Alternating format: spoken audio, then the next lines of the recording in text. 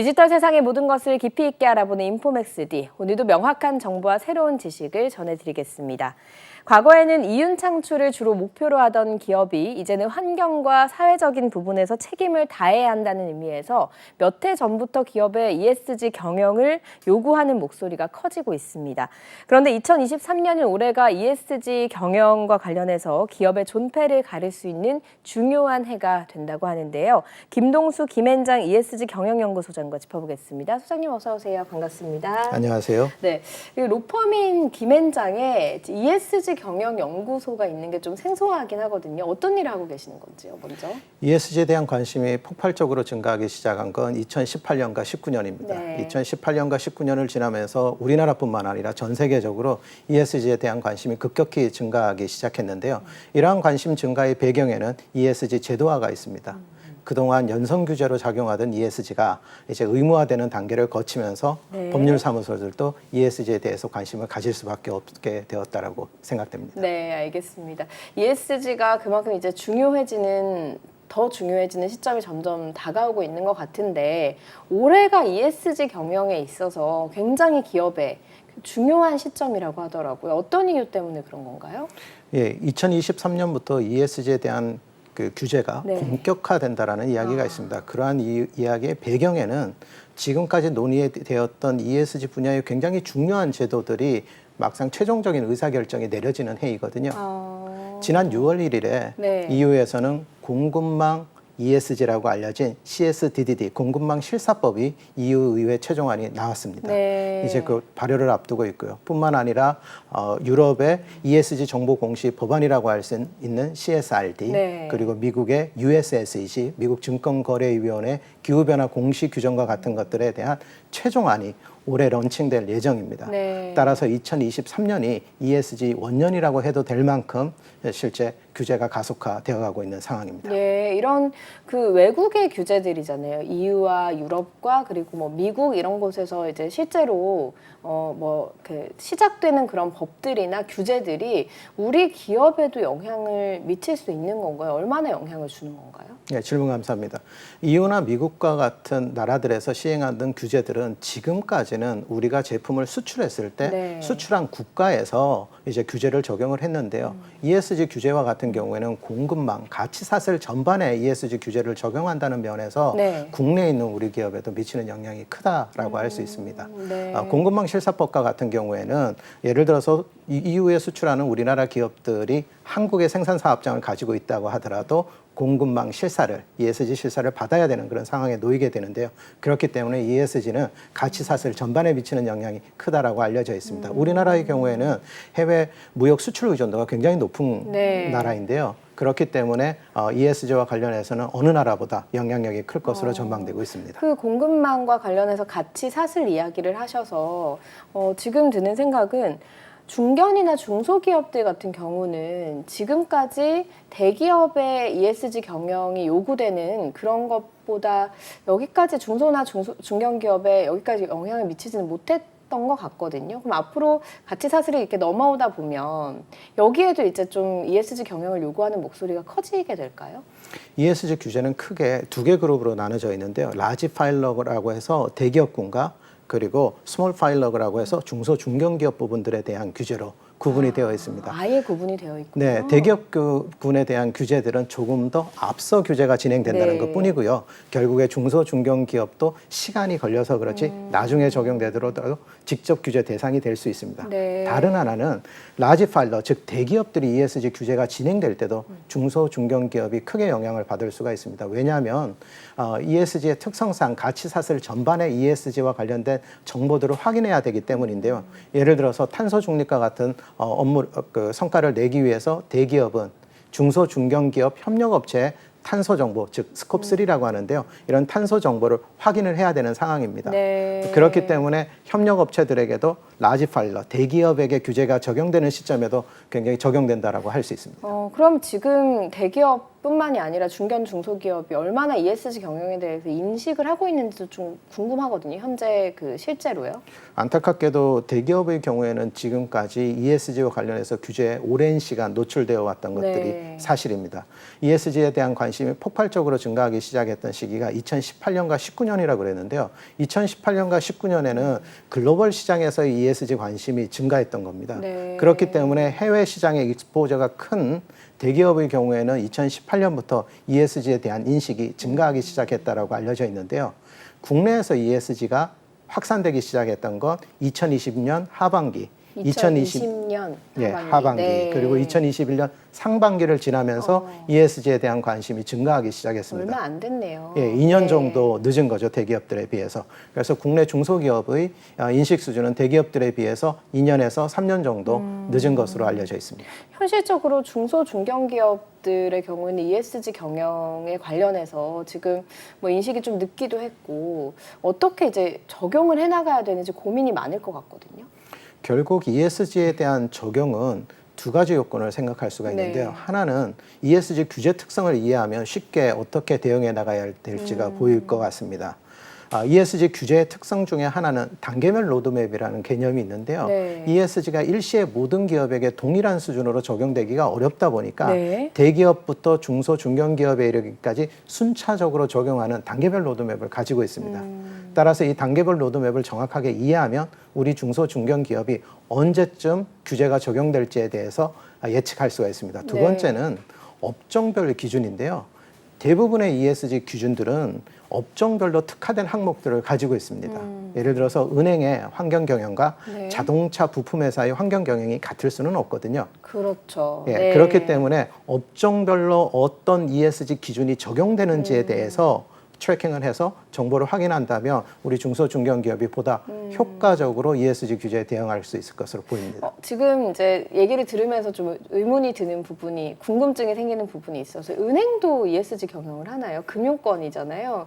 지금 ESG 경영이라고 하면 뭐 환경, 뭐 사회, 지배구조 이 세 가지다 보니까 뭔가 제조업에 조금 더 많이 집중되어 있을 것 같은데 금융권도 ESG 경영을 하나 보죠? 예, 그렇습니다.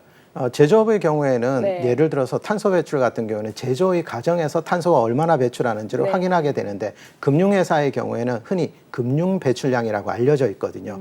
은행이 가지고 있는 건물 자체에서 발생하는 온실가스는 그렇게 많지는 않습니다. 네. 대부분의 경우 은행과 거래를 하는 여신 거래 대상 기업들이 배출하는 배출량들이 많은 네. 거거든요. 그래서 금융 배출량이라고 해서 금융 행위로 인해서 발생하는 배출량이 실제 은행의 온실가스 배출량이라고 할 수 있습니다. 따라서 은행도 역시 마찬가지로 ESG가 매우 중요합니다. 예, 그러면 이제 기업 전반적으로 ESG 경영에 관련해서 관심을 가지고 있고, 뭐 대기업들이나 좀 덩치가 큰 기업들은 운영을 하고 있는 중인 거고, 중견 중소기업들은 이제 인식을 가지고 ESG 경영을 어떻게 할지 고민을 하고 있는 단계다. 그래서 아까 그 말씀하신 세 가지 정도의 그 사항들을 좀 확인을 해야 되는 단계라고 말씀을 해주신 것 같은데, 이런 것들을 좀 시대적인 흐름에 따라가지 않으면 기업 자체의 존폐라든가 운영을 하는데도 어려움이 있다라고 예측을 해볼 수 있는 부분이 있는 건가요?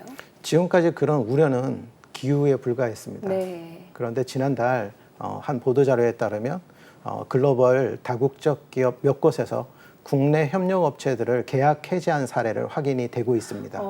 그래서 이제 점점 현실이 되고 있는 거거든요. 네. 그래서 글로벌 다국적 기업들이 ESG 실사를 협력업체에 대해서 하게 되는데 네. 지금까지는 이런 협력업체에 대한 ESG 실사가 형식적인데 그쳤습니다.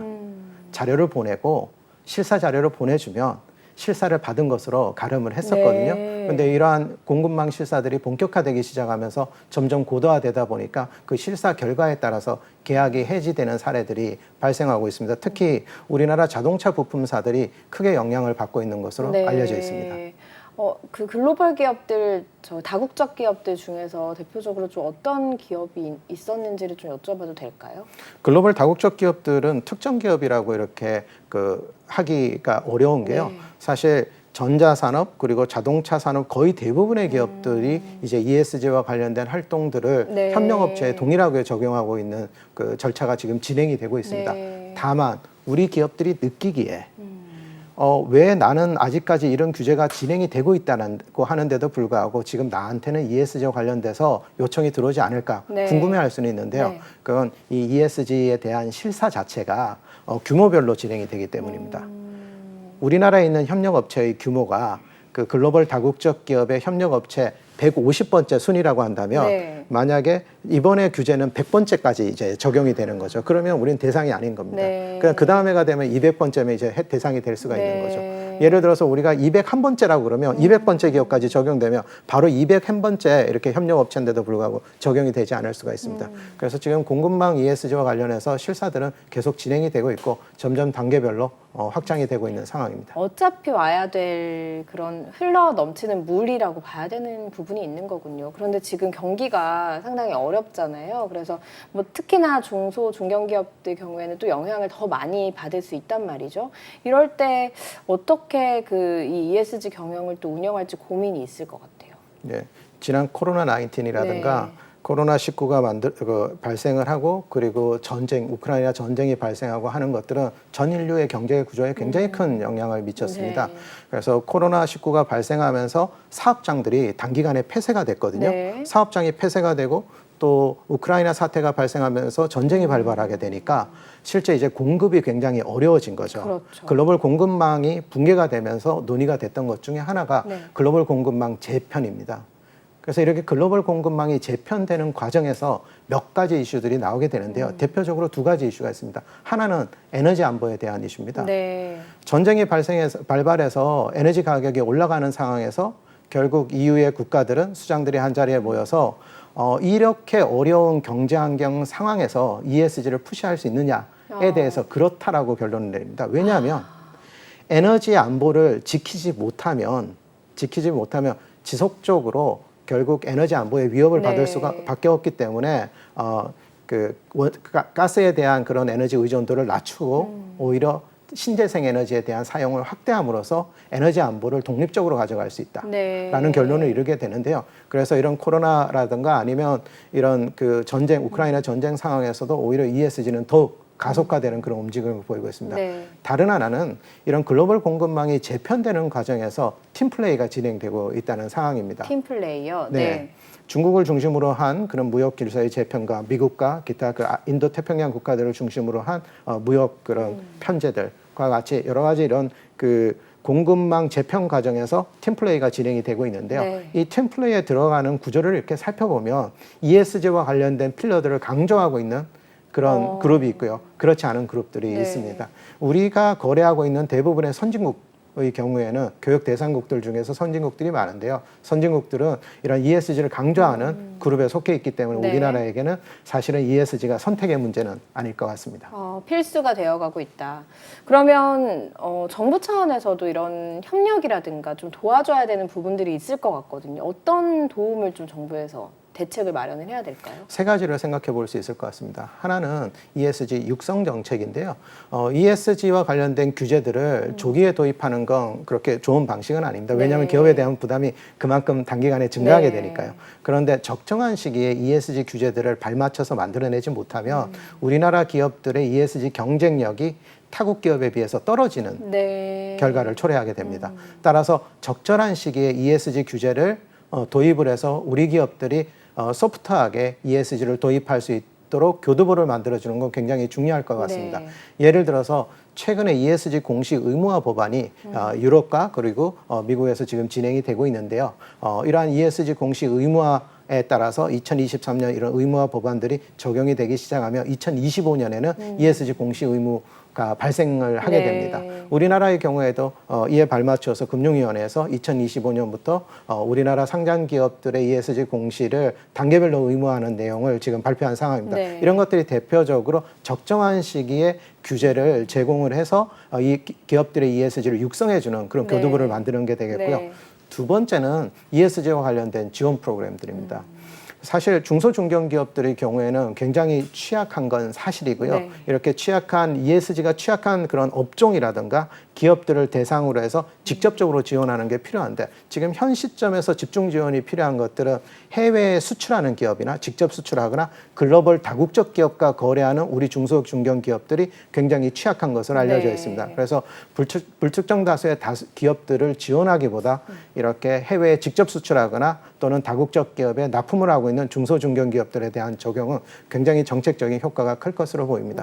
두 번째는 플랫폼 역할을 해주는 것인데요. ESG가 규제만으로 풀 수 있는 건 아닙니다.